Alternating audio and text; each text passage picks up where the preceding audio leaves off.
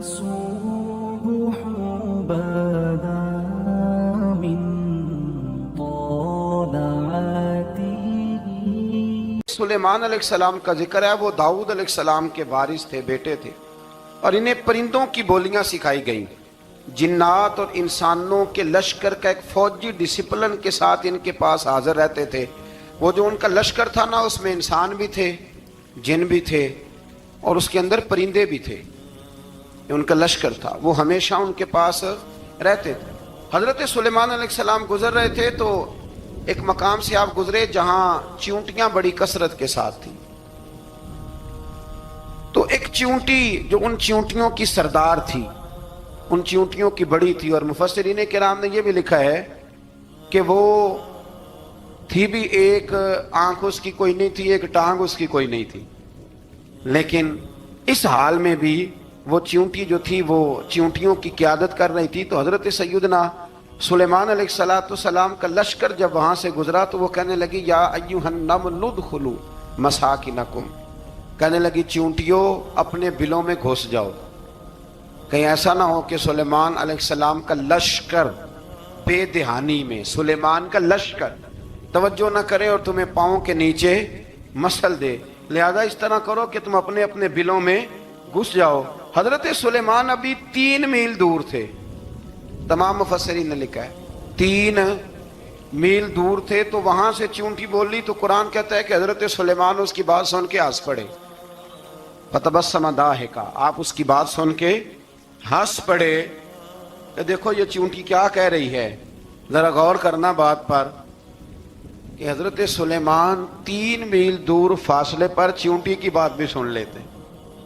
مولوی نے قرآن کی آیت پکی یاد کر لی، انا بشر مثلکم، کہتا ہے حضور نے کہا میں تمہاری طرح کا بشر ہوں، نبی ہماری طرح ہوتے ہیں جی، تو وہ تو 3 میل دور چیونٹی کی آواز سن لیتے تھے، اس کے کان میں چیونٹی رکھو بلا، اسے کہو کہ بتا بلا کیا کہتی ہے، وہ جو بتائے گا پھر دوڑ لگا دے گا شاید، کان میں رکھو اس کو، کہو بتا چیونٹی کیا کہتی۔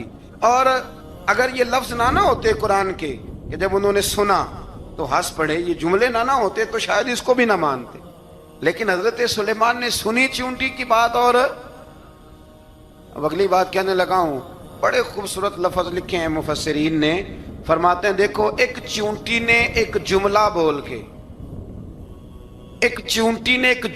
بول کے اپنے قبیلے کی خیر خواہی کی، تو رب نے اس کا جملہ بھی قرآن میں بیان فرما دیا۔ تو جو ساری زندگی لوگوں کو جملے بول بول کے کہے رب رسول کی طرف آ جاؤ، تو اللہ قیامت میں اس کی بات کو قائم نہیں فرمائے گا۔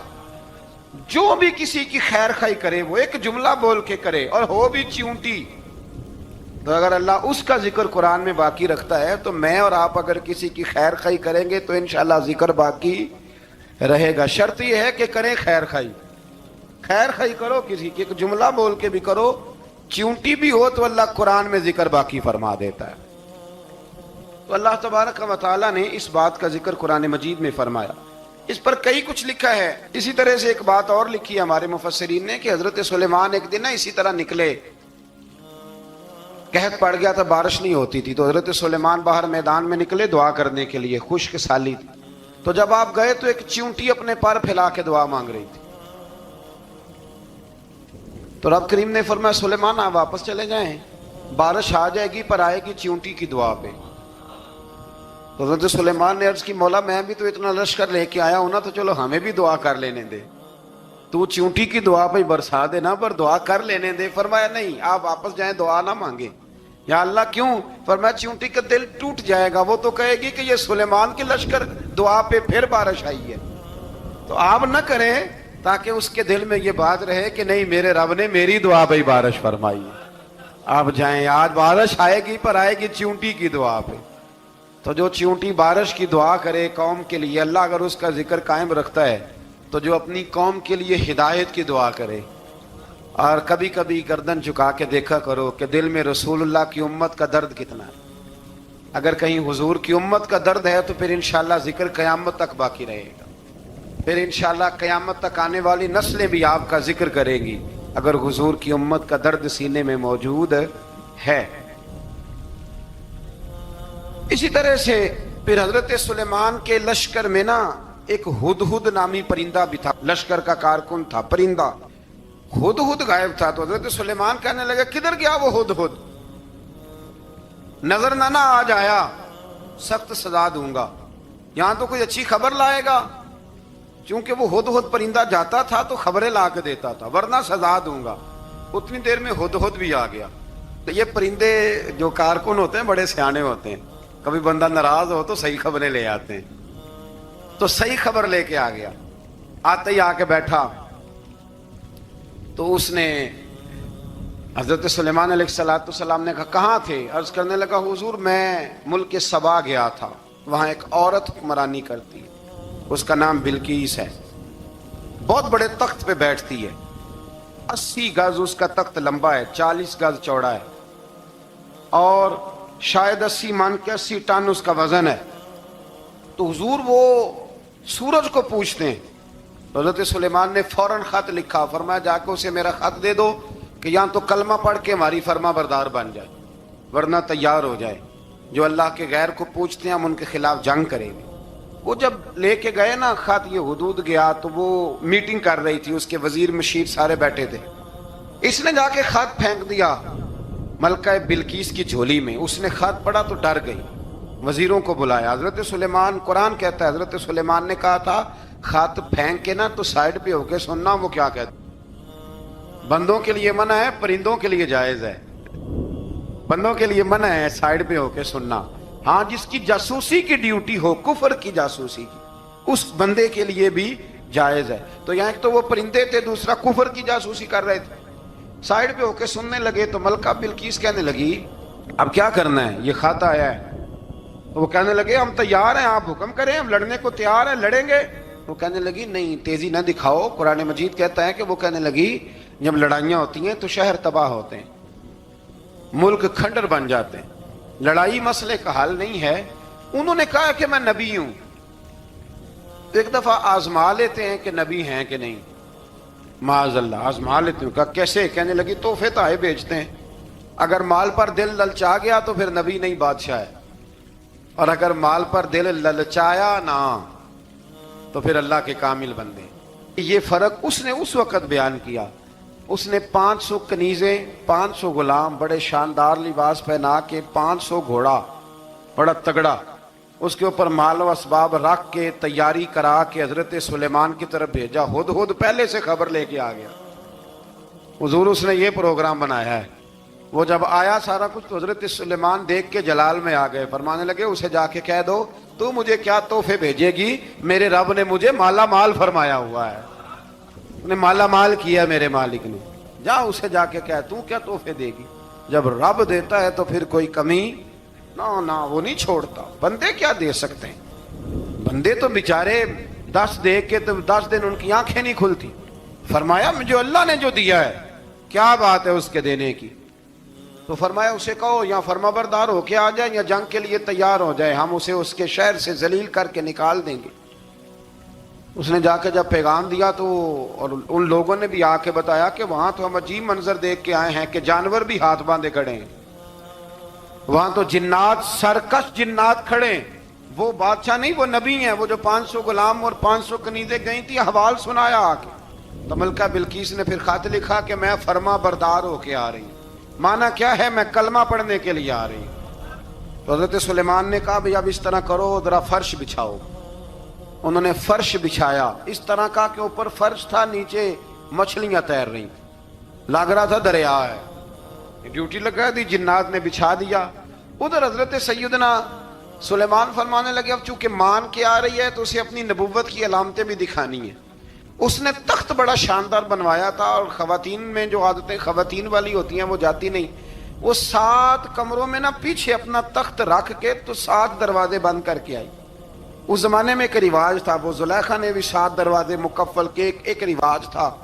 ایک کمرہ، پھر کمرے کے پیچھے کمرہ، پھر اس کے پیچھے کمرہ، پھر اس کے پیچھے کمرہ، اور اس کو بڑے موٹے تالے لگائے جاتے تھے. اور فلسفہ یہ تھا کہ ایک تالا توڑے گا کوئی تو جب تک سپاہی آ جائیں گے، اور اگر اس کے توڑنے تک نہ آئے تو دوسرے کے توڑنے تک آ جائیں گے، اور اس کے توڑنے تک نہ آئے تو 7ویں تک تو آ جائیں گے. یہ ان لوگوں کا نفسیاتی معاملہ تھا، سوچ تھی. 7 کمروں میں مکفل کر کے نا وہ نکلی تو حضرت سلیمان علیہ السلام کہنے لگے بھئی مجھے اس کا تخت چاہیے اس کے آنے سے پہلے.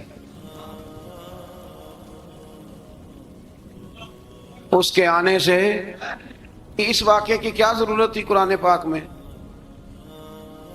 یہ کیا حاجت تھی یہ تخت والی ساری بات قرآن نے کیوں بیان کی؟ پوچھیں آپ اپنے دل سے بھی اور انکار کرنے والے منکرین سے بھی، اس کی کیا ضرورت تھی؟ وہ جو کہتے ہیں جی ولی کی کرامت کی کیا ضرورت ہے، سیدھی سیدھی نماز پڑھو، روزہ رکھو، حج کرو، زکوٰۃ دو، تو پوچھو ان سے ایک سورت نمل کے اندر اس ساری تفصیل کی کیا ضرورت تھی؟ ختم ہو گئی جب وہ کلمہ جو پڑھ رہی ہے تو پھر اس سارے واقعے کو رب کیوں بیان فرماتا ہے؟ حضرت سیدنا سلیمان فرمانے لگے تخت چاہیے، اور چاہیے اس کے آنے سے پہلے. قال عفریت من الجن، جنوں میں سے ایک بہت بڑا جن بولا، کہنے لگا حضور آپ کا یہ تخت برخاست ہونے سے پہلے لے آؤں گا. یہ جو آپ میٹنگ کر رہے ہیں نا، یا فیصلے ختم، کچھ نے لکھا صبح سے شام تک میٹنگ ہوتی ہے اور اس کو آنے میں پتہ نہیں کتنے دن لگیں گے، تو میں یہ برخاست ہونے سے پہلے. اور کچھ نے کہا دی آپ شرط کیوں لگاتے ہیں کہ صبح سے شام تک ہوتی؟ اس جن نے کہا دی آپ 10 منٹ میں فارغ ہو جائیں، آپ فارغ ہوں گے تو تخت آ جائے گا. مفسرین نے لکھا ہے کہ جب قرآن کہتا ہے کہ اس نے کہا کہ آپ کے فارغ ہونے سے پہلے، تو اس کا مطلب ہے کہ جب آپ اٹھیں گے یہ جگہ خالی کر دیں گے تو تخت یہاں کیویں ہزاروں میل کا فاصلہ ہے آ جائے گا، پر ہوائی جہاز پہ کارگو کرا کے جی DHL کے ذریعے کیسے آئے گا؟ وہ آئے گا تو بس آئے گا. تو حضرت سلیمان کی تو بادشاہت تھی نا زمانے پہ، فرمانے لگے نہیں نہیں تو لیٹ ہے، تو لیٹ ہے، تو ہمیں جانتا ہی نہیں. ایٹ سٹ تے پکھڑا کوار گندل، اسی اور بھی بوٹیاں جاننے ہاں، یہ تو لیٹ ہے، ابھی ہماری طاقت اس سے زیادہ ہے. بڑی کمال بات لکھی ہے لکھنے والوں نے. ایک مفسر نے لکھا ہے کہ ابھی حضرت سلیمان نے غلاموں سے منگوایا ہے، اپنی بات کوئی نہیں کی. یہ حال ہے ان کے غلاموں کا، تو سردار کا عالم کیا ہوگا؟ حضرت سلیمان کہنے لگے بھی جلدی جائیے. قال الذی عنده علم من الکتاب انا آتیک بہ قبل ان یرتد الیک طرفک. تو اٹھا ان میں سے وہ جس کے پاس کتاب میں سے علم تھا،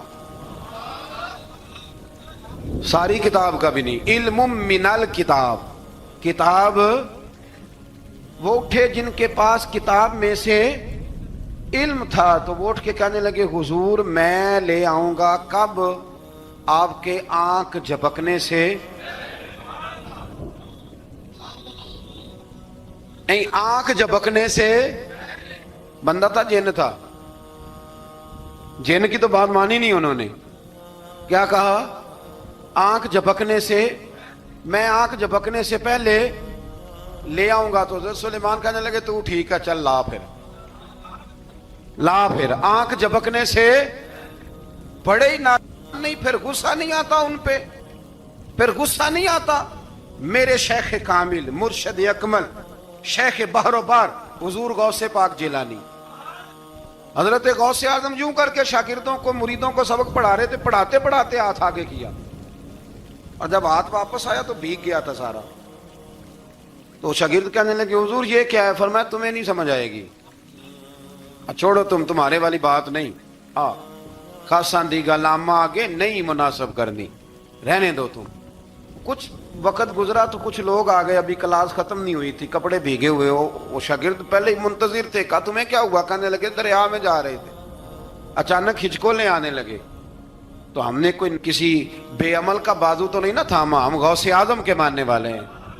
تو دریا میں کہا یا شیخ عبد القادر جیلانی شیئا للہ، اللہ کے راستے میں مدد کرو. تو کہنے لگے بس ایک ہاتھ ہی آیا ہے، اور یوں کشتی کھینچ کے باہر نکالی ہے. تو اب وہ شاگرد سارے چپ کر گئے. کہنے لگے جواب کیوں نہیں دیتے؟ انہوں نے کہا تم نے ہاتھ دیکھا ہے پہنچتا ہوا، اور ہم نے ہاتھ دیکھا ہے یہاں سے جاتا ہوا. تم نے پہنچتا ہوا دیکھا ہے، تو ہم نے حضرت بہاؤالحق نقش بند بخاری، ان کی ایک مریدنی تھی، اوپر چبارے پہ کسی نے اس کی عزت پہ ہاتھ ڈالا. चुबारे पे, ऊपर वाली मंजिल पे। उस मुरीदनी ने अपनी इज्जत बचाने के लिए छलांग लगा दी। जब वो नीचे गिर रही थी तो हजरत भावलक नक्शबंद बुखारी पहुंच गए। नीचे कोई ऐसा बंदोबस्त कर दिया, कोई चारपाई बिछा दी, कोई ऐसा जिस पे वो आके आराम से गिरी और बच गई। हजरत साहब की तरफ देख के कहने लगी, हुजूर आप कब आए? फरमाने लगे, पुत्र जब तू चुबारे से चली थी तब मैं बुखारे से चला था। जब तू चुबारे से चली थी ना तब मैं बुखारे से चला था, और तेरे नीचे आने तक मैं भी पहुंच गया हूं। मैं भी माली दा कम राखी करना, फल कच्चे होण या पक्के, ये पीर मुरीदां दे सिर ते ही रहिंदा है।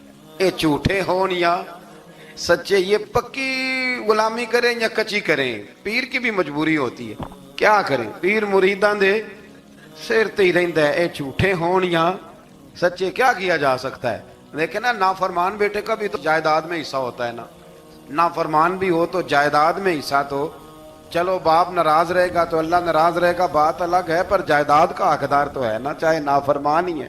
पीर मुरीदां दे सिर ते ही रहिंदा है, ये झूठे होण या।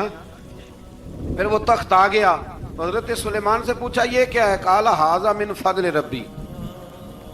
फरमाने लगे, कुछ भी नहीं। हजरत सुलेमान कहने लगे, ये मेरे रब का फजल है।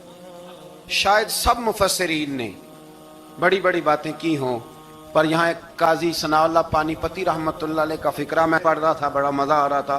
काजी साहब फरमाने लगे इस आयत पे, काजी साहब कहते हैं जिन पर निरा फजल था, आज़ा मिन फजल रब्बी, निरा फजल, फरमाया उनकी तो इतनी ताकत है कि वो हजारों मील दूर से 80 गज लंबा 80 गज चौड़ा तख्त आंख झपकने से पहले ले आते हैं। और जिनके बारे में अल्लाह फरमाते हैं, बश्शिरिल मुमिनीना बिअन्ना लहुम मिनल्लाहि फदलन कबीरा।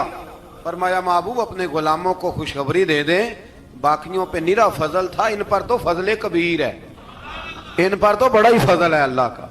तो फरमाया जिन पर फजल कबीर हो, एक नहीं, इस पर मैं बड़े दलाइल दे सकता हूं, करामाते औलिया पर मैं बड़े ही दलाइल दे सकता हूं, बड़े। गौसे आजम रदी अल्लाह तआला अन्हु के बाद बादशाह आया तो कहने लगा, पीर तब मानूंगा जब सेब खिलाएंगे। सेब का मौसम ही नहीं था।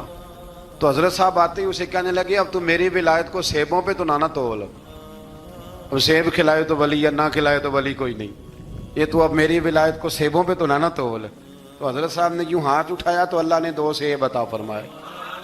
तो वहां जुमला है हुजूर गौसे आजम का, फरमाने लगे अगर अल्लाह हजरत मरियम सलामुल्लाह जो बनी इसराइल की वलिया हैं, वली है ना, वो नबी तो नहीं ना, औरत नबी नहीं हो सकती। फरमाया अगर अल्लाह उन्हें बगैर मौसम के फल दे सकता है, मैं तो मोहम्मद अरबी का नौकर हूं। फरमाया अब ना 2 सेब आए थे, तो वो कहने लगा मेरे तो दिल में एक सेब था ना, तो हुजूर गौसे आजम ने ना एक सेब मुझे दिया, एक मैंने खाया तो एक गौस पाक खाने लगे। कहते हो मैंने वो मुंह में रखा, जरा तुर्श था, तो मेरे चेहरे का वो रंग देख के ना, असर देख के कि तलखी महसूस, तो गौसे आजम कहने लगे मेरे वाला खा।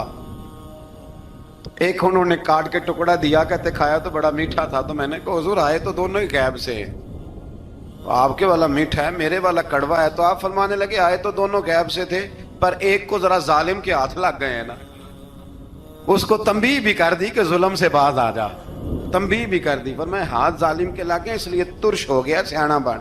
एक नहीं 20 दर्जनों, लेकिन पता नहीं क्यों लोग अड़ गए, पता नहीं क्यों कड़ के आ गए करामत औलिया के मामले में। बिल्कुल अभी किसी हदीस में ये नहीं आया कि इस जमाने में वली होंगे तो इस जमाने में वली नहीं होंगे। हुजूर ने फरमाया मेरी उम्मत कभी गुमराही पर जमा नहीं होगी। इकबाल कहते हैं औलिया क्या होते हैं, औलिया क्या हैं, जवासीसुल कुलूब। इकबाल कहता है वली का बहुत बड़ा वली तुमने देखना हो तो उसे देखो जो तेरे दिल का जासूस है। चलो ये मुश्किल बात है, मैं नहीं छेड़ता, लेकिन जो तेरे वो जासूसी करता है, पर करता है तेरे दिल की, वो तेरे दिल का जासूस होता है वली। और उस पर हुजूर की हदीस है, फरमाया इसकी फिरासत कल्बी से डर, ये अल्लाह के नूर से देखता है, डर इसकी फिरासत कल्बी से, अल्लाह तौफीक अता फरमाए। 12 इस वली का नाम था आसफ बिन बरखिया। आसफ बिन बरखिया जी हजरत सुलेमान के वजीर थे। वो आई मलका बिल्कीस, और जब वो आई ना तो उसने देखा कि ये तो आगे सामने हजरत सुलेमान बैठे हैं, और जो रास्ता है ना दरमियान में वो फर्श है कि दरिया है, समझ नहीं आ रही। तो उसने ना अपना यूं करके ऊपर کپڑا اٹھانا شروع کر دیا کہ نیچے پانی ہے. تو حضرت سلیمان کہنے لگے چلتی آ, نیچے کچھ بھی نہیں. اس نے پیر رکھا, نیچے مچھلیاں بھی تیرتی جا رہی تھیں. حضرت سلیمان علیہ الصلوۃ والسلام, آج بھی اللہ نے توفیق دی ہے نا, لوگوں نے اس طرح کی تعمیرات بعد میں کی ہیں, لیکن اس کے موجد, اس کے پہلے بنانے والے حضرت سلیمان ہیں اللہ کی دی ہوئی توفیق سے. تو وہ ملکہ آپ کے پاس آئی, پھر وہ آپ کی فرما بردار ہو گئی. اور بعد مفسرین نے یہ لکھا ہے کہ اس نے جب کلمہ پڑھا تو پھر اس کا نکاح بھی حضرت سلیمان سے ہوا. حضرت سیدنا لقمان اپنے بیٹے کو نصیحت کرتے ہیں, اور قرآن مجید نے سورہ لقمان کے اندر آپ کی ان نصیحتوں کا ذکر فرمایا ہے. اللہ کریم نے ارشاد فرمایا کہ حضرت لقمان, ان کی جو بات انہوں نے اپنے بیٹے کے ساتھ کی, فرمایا وَلَا تُصَعِّرْ خَدَّكَ لِلنَّاسِ, اے میرے بیٹے لوگوں کے ساتھ اپنے رخ کو نہ پھیرا کر, غرور کے ساتھ اپنے لب و لہجے کو پھیر نہ لیا کر لوگوں کی طرف سے. اور وَلَا تَمْشِي فِي الْأَرْضِ مَرَحًا, اور زمین پر اکڑ اکڑ کے نہ چلا کر. تکبر کے ساتھ اپنے لب و لہجے کو لوگوں سے پھیر نہ لیا کر, اور زمین پر اکڑ کے بھی نہ چلا کر. جناب لقمان اپنے بیٹے کو نصیحت فرما رہے ہیں, اور اللہ نے اس کا ذکر قرآن مجید میں فرمایا ہے. اسلام ہماری تربیت کرتا ہے ہر موقع پر, اور ہمیں اسباق پڑھاتا ہے زندگی ساری گزارنے کے لیے. انسان کی بات کا دوسرے پر بڑا اثر ہوتا ہے, لیکن اس کی بات کے ساتھ ساتھ اس کے لہجے کا بھی بڑا اثر ہوتا ہے. کھانے کا بھی بڑا اثر ہے, لیکن کھانا آپ کس برتن میں رکھ کے دے رہے ہیں اس کا بھی بڑا اثر ہے. آپ نے کھانا کس طرح سجایا ہے, کس جگہ کسی کو بٹھایا ہے, اس کا بھی بہت زیادہ اثر ہے. اسلام یہ کہتا ہے کہ آپ کا جو لب و لہجہ ہے وہ ہمیشہ اچھے اخلاق والا ہونا چاہیے. لہجے جو ہوتے ہیں نا, لہجے, لب و لہجہ, وہ بڑی تاثیر رکھتا ہے, بڑا اثر رکھتا ہے. چھوٹا سا بچہ ہوتا ہے, دودھ پیتا ہے, ابھی نونہال بچہ ہے چھوٹا سا, ابھی اسے پتہ نہیں ہے کہ کون سی بات کا کیا معنی ہے. اسی بچے کے آپ نے گال پہ محبت کے ساتھ ہاتھ پھیرا تو وہ ہنس دیتا ہے, لیکن اگر آپ غصے کے ساتھ اس کی گال پہ ہاتھ لگاتے ہیں تو وہ رو دیتا ہے. آپ میری بات کو سمجھیں گے, ابھی اس کو لفظوں کے مفاہیم کا نہیں پتا, معانی سے ابھی وہ آگاہ نہیں ہے, معنی نہیں جانتا, پر آپ نے کس لہجے کے ساتھ اس سے پیار کیا یہ اسے پتا ہے. یہ جو لہجہ ہوتا ہے نا, لہجہ, اخلاق آپ کا, یہ بڑا اثر کرتا ہے. آپ نے گفتگو کی, لیکن اس گفتگو میں آپ کا انداز کیا تھا, لب و لہجہ کیا تھا. کچھ لوگ کہتے ہیں میں نے کوئی غلط بات کی ہے, بالکل ٹھیک بات کی ہے. بھئی آپ کی بات ٹھیک تھی, پر آپ کا انداز ٹھیک نہیں تھا. جہاں بات ٹھیک ہونا ضروری ہے نا, وہاں انداز ٹھیک ہونا بھی بڑا ہی ضروری ہے. آپ کے لہجے کا خوبصورت ہونا اور آپ کے لفظوں کا حسین ہونا بھی بڑا ہی ضروری ہے. اگر آپ تھوڑا سا معاشرے میں غور کریں تو کچھ لوگ ایسے ہیں جو طبعاً ہی بیچارے دنیا میں آئے ہی شکوہ کرنے کے لیے. ان کے لہجے سے نہ ترش روئی برستی ہے, تلخی ہے.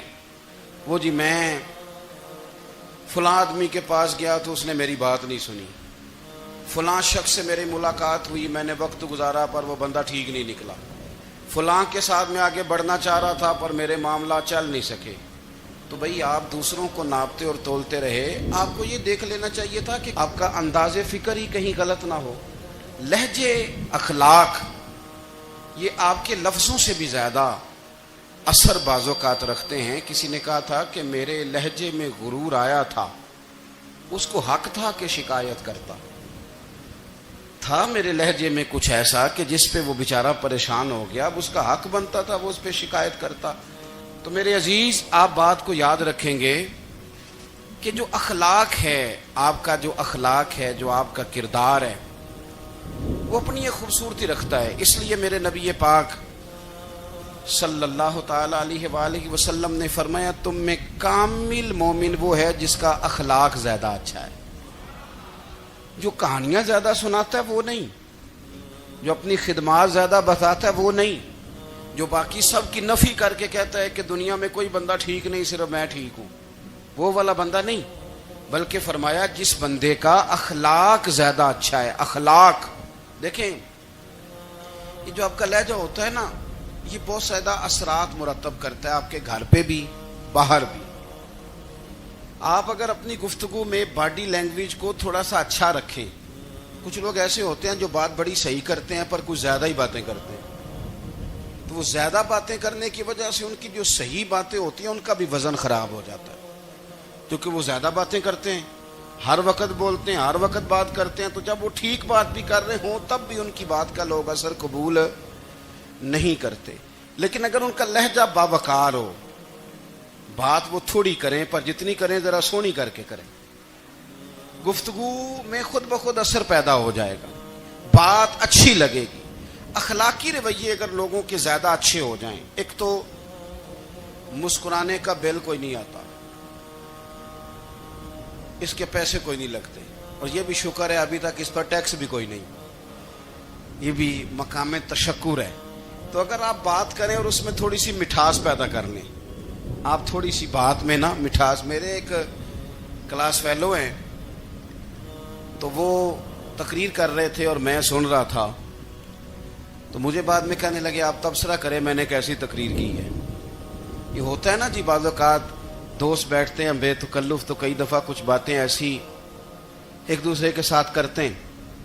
تو مجھے کہنے لگے آپ بتائیں کہ میں بات کر رہا تھا تو کیسی تھی. تو میں نے کہا جب آپ بات کر رہے تھے تو میں ڈر رہا تھا, مجھے لگ رہا تھا کہیں آپ لڑ نہ پڑیں. بھئی آپ اطمینان سے بات کریں, آپ تسلی سے بات کریں, آپ خندہ پیشانی کے ساتھ بات کریں. میرے نبی پاک صلی اللہ تعالی علیہ وسلم نے فرمایا, مسلم شریف کی حدیث ہے, حضور فرماتے ہیں نیکی کو کبھی چھوٹا نہیں سمجھنا, نیکی کو حقیر نہیں سمجھنا. کچھ نہ ہو سکے تو اپنے بھائی سے مسکرا کے بات ہی کر لیا کرو. بات کرو تو تمہارے لہجے میں ترش روئی نہ ہو. بعض اوقات آپ تلخ بات کرتے ہیں, آپ کا لہجہ تلخ ہوتا ہے تو آپ کی صحیح بات بھی قبول نہیں کی جاتی. لیکن اگر آپ کے لہجے میں مسکراہٹ ہو, آپ کے لہجے کے اندر خوبصورتی ہو, تو آپ کے اپنے بھی آپ کے بیگانے بھی سب کے سب آپ کی بات کو تسلی کے ساتھ سمجھنا وہ گوارا کریں گے. اسی طریقے سے ہمارا دل کرتا ہے کہ لوگ ہماری بات سنیں, ہمارے گرویدہ ہوں, ہم جو پیغام دینا چاہتے ہیں وہ پیغام لوگ اچھے طریقے سے قبول کریں, اس پر لوگوں کی توجہ زیادہ ہو, یہ ہمارا شوق ہوتا ہے. اور دنیا میں اب تو فیمس ہونے کا شوق بڑا بڑھ گیا ہے, اب بڑا بڑھ گیا ہے. اب تو لوگوں کو نا شاید لوگ مقبولیت اسی کا نام لیتے ہیں کہ میرے اتنے لائکس ہیں, اتنے فالور ہیں, اتنے سارے لوگ ہیں تو شاید میں بڑا مقبول ہوں. یاد رکھنا قابلیت سے زیادہ قبولیت ضروری ہوتی ہے. فالور کیا کریں گے اگر رب بھی راضی نہ ہوا تو؟ لائکس کیا کریں گے؟ اگر تو قبول ہو جائے تو پھر چلو کسی لائکس کا بھی فائدہ ہے, کسی فالور کا بھی. اور اگر قبول نہ ہو تو پھر کوئی فائدہ. جنوں پریتم اپنا آنکھ ہی نہ وہ اجے سہاگن ہو ہی نہیں. تو جب وہ قبول کر لے پھر تو بڑی بات ہے, اور اگر قبولیت نہ ہو تو پھر بڑے بڑے مجمع بھی کوئی فائدہ نہیں دیتے. ہماری خواہش ہوتی ہے کہ لوگ ہمیں جانیں, لوگ ہمیں پہچانیں, ہمارا بڑا نام ہو, ہمارا بڑا ذکر ہو, ہمارے بڑے تذکرے ہوں. تو میرے نبی پاک صلی اللہ تعالی علیہ وسلم نے ارشاد فرمایا, حضرت ابو ہریرہ رضی اللہ تعالی عنہ روایت کرتے ہیں, حضور فرمانے لگے تم مال کے ذریعے لوگوں کو اپنا گرویدہ نہیں بنا سکتے, پیسے دے کے لوگوں کو پیچھے نہیں لگا سکتے. کتنے کو دو گے؟ لیکن نا پیسوں سے تو بندے کا لالچ شروع ہو جاتا ہے. ایک دفعہ دیں, پھر دوسری دفعہ دیں, پھر تیسری دفعہ دیں. روز دیں گے تو بندہ راضی ہوگا, اور اگر آپ نے 99 دفعہ دیا, ایک دفعہ نہیں دیا تو وہ ناراض ہو جاتا ہے. تو کتنا کو لالچ پورا کریں گے؟ تو حبیب پاک علیہ الصلوۃ والسلام فرمانے لگے تم پیسے پیسے دے کے لوگوں کو اپنا گرویدہ نہیں کر سکتے. ہاں خندہ پیشانی سے حسن اخلاق سے ملو گے تو لوگ تمہارے گرویدہ ہو جائیں گے. تمہارا اخلاق، تمہاری خندہ پیشانی، تمہارا اچھا کردار یہ لوگوں کو گرویدہ کر سکتا ہے. مال و دولت سے لوگ گرویدہ نہیں ہوتے. تو ہمارا وہ جو روزمرہ کا لوگوں کے ساتھ تعلق ہے، لب و لہجہ ہے. میں نے دیکھا ہے بہت سارے لوگ ایسے ہیں جن کے ساتھ لوگ آنا جانا ملنا بیٹھنا آہستہ آہستہ چھوڑ دیتے ہیں. اور وہ کس لیے چھوڑ دیتے ہیں؟ وہ ان کے رویے کی وجہ سے چھوڑ دیتے ہیں، ان کے انداز فکر کی وجہ سے چھوڑ دیتے ہیں، ان کے شکووں کی وجہ سے چھوڑ دیتے ہیں. مزاج ہوتا ہے نا ہمارا کہ ہمیں شوق ہوتا ہے تعلق زیادہ لوگوں کے ساتھ ہو، اور پھر یہ بھی شرط ہوتی ہے کہ میں جس کے پاس جاؤں وہ مجھے یہی کہے کہ تو میرے ساتھ ہی پیار کر. ایک صاحب مجھ سے کہنے لگے کہ یہ میں محفل کراتا ہوں، آپ بھی تشریف لائیں، اور میں 20 علماء کو بلا چکا ہوں اور بڑے بڑے نامور نام انہوں نے میرے سامنے لیے. میں نے ان سے پوچھا کہ جو نام آپ نے لیے ہیں اور آپ کی تصویریں بھی ساتھ ہیں، میں الحمدللہ تسلیم کر گیا ہوں آپ کی بات کو، لیکن سوال میرا یہ تھا کہ کیا آپ نماز بھی پڑھتے ہیں؟ 21 علماء کو آپ نے بلایا یا 20 کو بلایا اور بڑے بڑوں کو بلایا، اور مجھے بھی آپ دعوت پیش کر رہے ہیں، تو نمازی بھی آپ ہیں، نمازی بھی ہیں. کہنے لگے آپ دعا کریں میں نماز پڑھنا شروع کر دوں. میں نے ان سے کہا خدا کے بندے، اب اگر تو کسی اور کو بتائے گا کہ 20 اتنے بڑے لوگوں سے میرا تعلق کر پڑتا میں نماز بھی نہیں، تو لوگ کیا سوچیں گے کہ 21 مولوی مل کے بھی ایک بندے کو نمازی نہیں بنا سکے. تو آپ اپنے لب و لہجے سے صرف باتوں سے گرویدہ کسی کو کر لیں گے. آپ یہ دیکھیں کہ اخلاق کس طرح کا ہے، لہجہ کس طرح کا ہے، آپ کے بات کرنے کا انداز کتنا حسین ہے، اس لفظ کے اندر حسن کتنا زیادہ ہے. نبی پاک صلی اللہ علیہ وسلم بھی تبلیغ فرماتے، ہم بھی تبلیغ کرتے ہیں. میں اور آپ جب تبلیغ کرتے ہیں تو اس تبلیغ کے اندر شکوہ ہوتا ہے اور تنقید ہوتی ہے، اور بعض جگہ میں نے یہ بھی دیکھا ہے کہ طنز ہوتا ہے. طنز، ہم دوسرے کو دین کی دعوت رہے ہیں، لیکن ہمارے لب و لہجے سے طنز اور ترش روئی چھلکتی ہے. تو دولت کے پیچھے لگ گیا ہے، تو بالکل جاہل ہے، تو بالکل تیرے خاندان میں سے بھی کوئی نہیں ادھر آتا. آپ طنز کر رہے ہیں، آپ دعوت دین نہیں دے رہے. دعوت دین تو گلدستے میں رکھ کے پیش کی جاتی ہے، اس کی تو ایک خوبصورتی ہے، اس کا تو ایک حسن ہے، اس کی تو اپنی ایک جاذبیت ہے، اس کی اپنی ایک نورانیت ہے. صحابہ کرام علیہم رضوان فرماتے ہیں کہ حضرت سعد بن معاذ رضی اللہ تعالیٰ عنہ کا جنازہ تھا. اللہ کے پیارے محبوب صلی اللہ تعالیٰ علیہ وسلم نے جنازے کی امامت فرمائی، اور جنازے کی امامت کے بعد ابھی نہ قبر کے تیار ہونے میں کچھ ٹائم باقی تھا، تو حضور زمین پہ تشریف فرما ہوئے. لوگ قبر کی تیاری میں ہیں. بعض اوقات ہوتا ہے نا ابھی قبر نہیں تیار ہوئی، تو کہتے ہیں کہ لکڑی کے ساتھ حضور نے زمین کریدنی شروع کر دی، اور دیر تک حضور نے چہرہ نور کو زمین کی طرف جھکائے رکھا، گویا زمین شرف دیدار حاصل کرتی رہی. دیر تک چہرہ نور جھکا رہا زمین کی جانب، حضور نے رخ نور کو پھیر لیا. صحابہ کہتے ہیں کہ ہم نہ بڑے، جب حضور ہمارے قریب ہوتے تھے تو ہمارا خیال ہوتا تھا کہ رحمت کی برکھا ہے، اپنے اپنے حصے کا کرم اڈیل لے اپنے اوپر. فرماتے ہیں منتظر تھے کہ حضور کب ہماری طرف رخ انور پھیریں اور ہم کریم سے کوئی بات سن سکیں. ارشاد فرماتے ہیں کہ ہم بڑے شدید منتظر تھے. دیر کے بعد نبی پاک علیہ الصلوۃ والسلام نے چہرہ انور اٹھایا، دیر کے بعد چہرہ انور اٹھایا. یہ دیکھیں تبلیغ ہو رہی ہے، اور جب حضور نے چہرہ انور اٹھایا تو آنکھوں میں آنسو تھے، رو رہے تھے. اور 3 دفعہ حضور نے فرمایا، چونکہ قبر تیار ہو رہی تھی، 3 دفعہ نبی کریم نے فرمایا لوگو قبر آخرت کی منزلوں میں سے پہلی منزل ہے، اس کی تیاری کر لو، اس کی تیاری کر لو، اس کی تیاری کر لو. 3 دفعہ حضور نے یہ جملے دہرائے. کیوں؟ ایک میں تبلیغ کرتا ہوں اور اس میں نہ درد ہے، نہ رونا ہے، نہ وہ لب و لہجہ. ایک حضور دعوت دے رہے ہیں قبر کی تیاری کی، لیکن اس میں آنسو ہیں، اس میں خاص رغبت ہے غلاموں کے لیے. تو اپنی زندگی کے اندر جو ہمارا انداز تکلم ہے، ہمارا انداز گفتگو ہے، میں کہا کرتا ہوں کہ ہم نا دین کے لیے جب کلام کر رہے ہوتے ہیں تو شدت ہوتی ہے ہمارے جملوں کے اندر. بعض مقامات شدت کے ہوتے ہیں. آپ جہاد کی بات کر رہے ہیں، ناموس رسالت کی بات کر رہے ہیں، تو کسی جگہ آپ کے لب و لہجے کے اندر شدت کا ہو جانا برا نہیں ہے، بلکہ وہ اچھا ہے. لیکن میرے عزیز، ہر وقت ہی کچھ لوگ تلخ ہیں. انہیں کسی وقت بھی آپ ان سے ملاقات کر لیں، وہ لوگ آپ کو پریشان ہی نظر آئیں گے. حضرت سیدنا عبداللہ ابن عمر رضی اللہ تعالیٰ عنہ روایت کرتے ہیں کہ نبی پاک صلی اللہ تعالیٰ علیہ وآلہ وسلم نے ارشاد فرمایا کہ جنت میں ایسے بھی کمرے ہوں گے، جنت میں کچھ ایسے کمرے، کچھ ایسے مکانات بھی ہوں گے کہ باہر کھڑے ہوں گے تو اندر نظر آئے گا، اور اندر کھڑے ہوں گے تو باہر نظر آئے گا.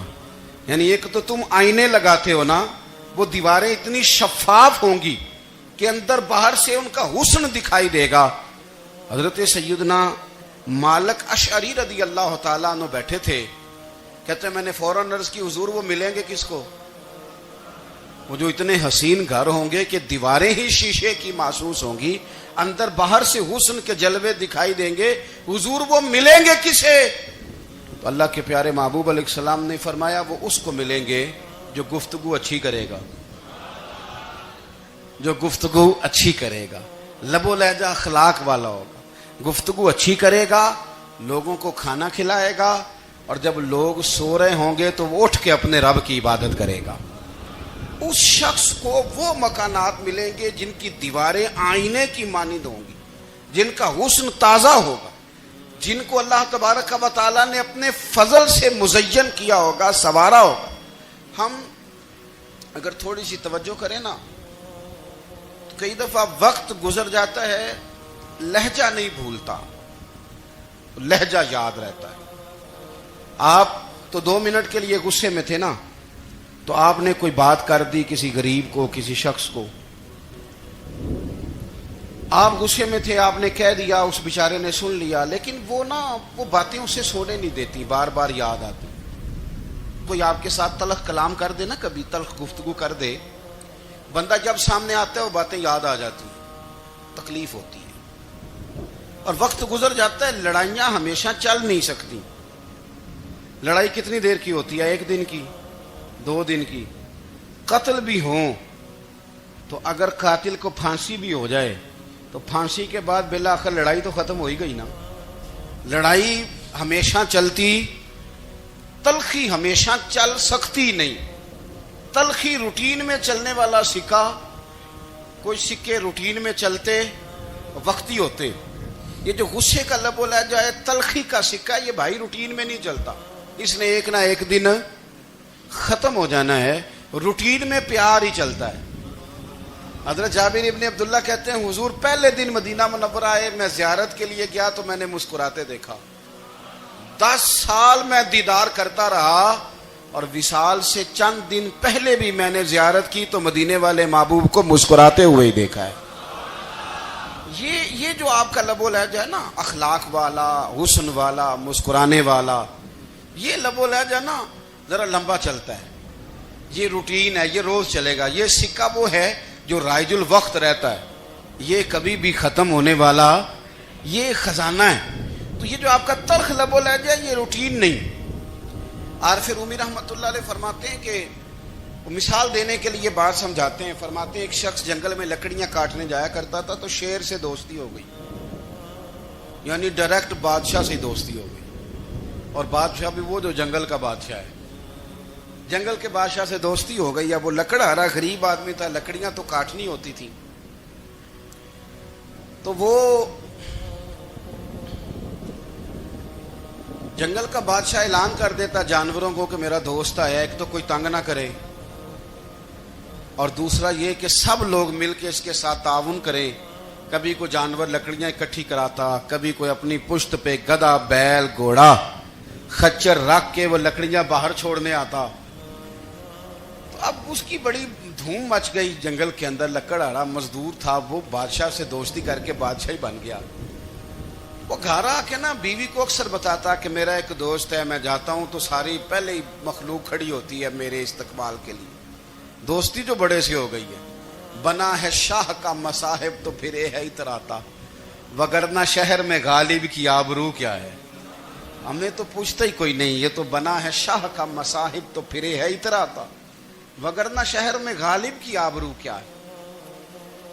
تو وہ لوگوں کو بتاتا، بیوی کو بھی بتاتا، دوست ہے تو بیوی کہنے لگی اتنے تو تعریفیں کرتا، یہ نہیں بتایا کہ وہ جنگل کا شیر ہے، بس نیرا دوست بتا دیا۔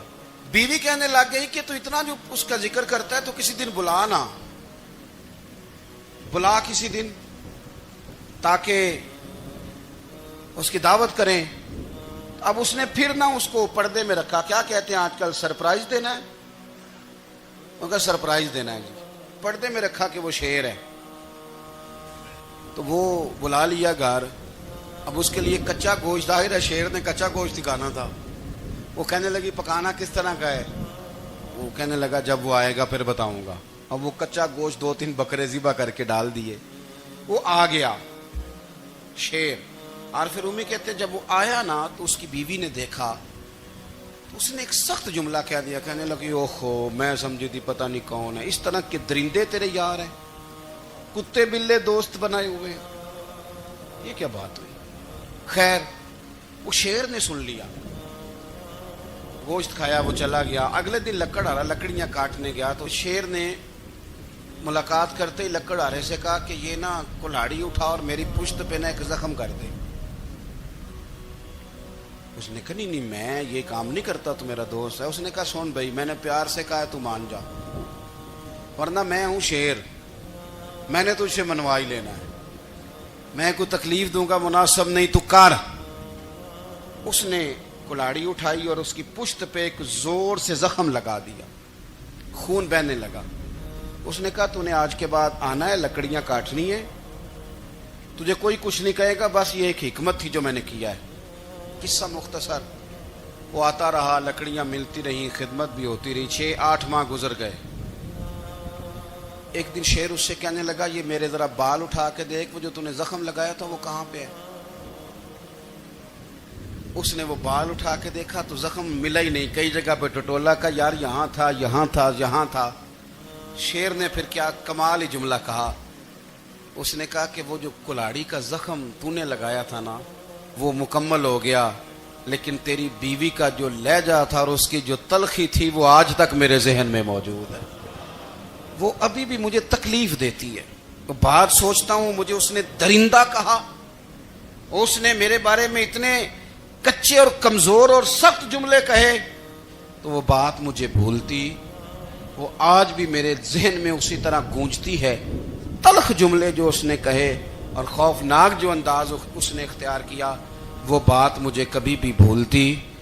تو آپ کے لفظ لوگوں کو بھول جاتے ہیں پر لہجہ یاد رہتا ہے، اگر ہم اپنے لہجے پر تھوڑی توجہ ہی کر لیں۔ کچھ لوگ کہتے ہیں جی میرا جی روٹین ہی یہ ہے بات کرنے کی، تو یہ یاد رکھنا کسی وقت ایسا بھی ہوتا ہے کہ شیر کو سوا شیر مل جاتا ہے، پھر ایسا نہ ہو کہ آپ کی تلخی کی جواب میں کوئی اس طرح کی تلخی ہو کہ پھر آپ اس کو کبھی بھلا نہ سکیں۔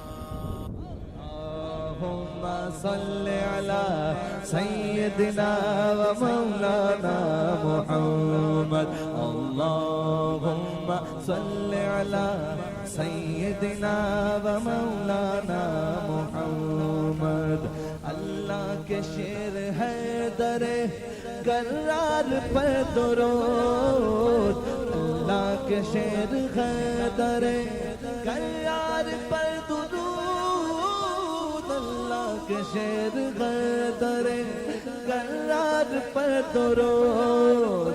حضرت حسن حسین کے کردار پر درود، اللہم صلی علی سیدنا و مولانا محمد وعلی سیدنا علی و سیدتنا فاطمہ و سیدتنا زینب و سیدنا حسن و سیدنا حسین وعلی آلہ وصحبہ وبارک وسلم۔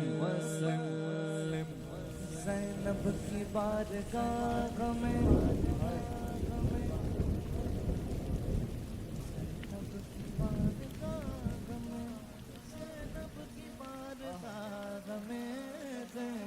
کی بارگاہ میں سلام نیاز ہے، زینب کی بارگاہ میں سلام نیاز ہے، جو مرتضیٰ کی لاڈلی زہرا کا ناز ہے۔